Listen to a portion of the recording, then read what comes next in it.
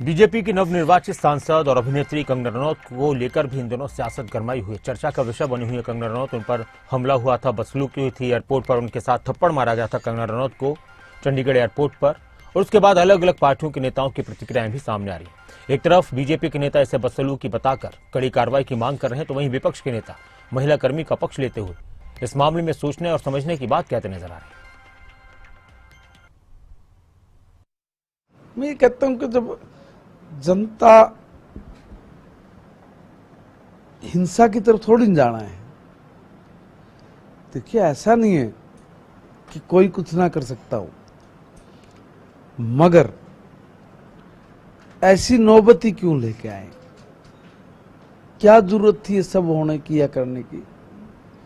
इसका मतलब तो ये हो गया कि भाई कोई व्यक्ति ना अपनी बात कहने का अधिकारी, ना कोई निर्णय लेने का अधिकारी, जिसका मर्जी आए वो ही अपना निर्णय सुना दे। लोकतंत्र में इस तरह की आदतें बढ़ना या इस तरह से काम करना दोनों ही घातक होते हैं।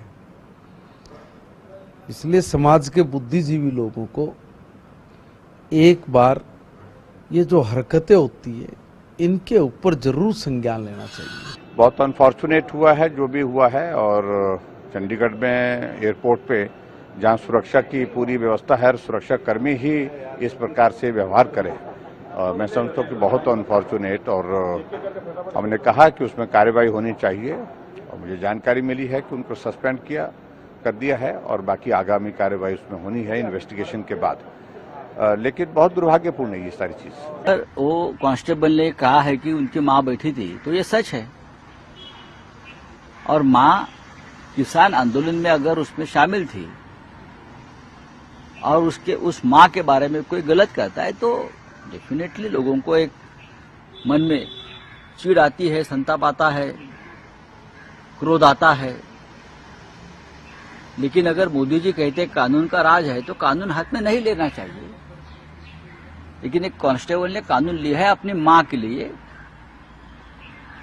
भारत माता भी मां है उसकी, और जो किसान आंदोलन पर बैठे थे वो भारत माता के पुत्र थे या कन्याएं थी।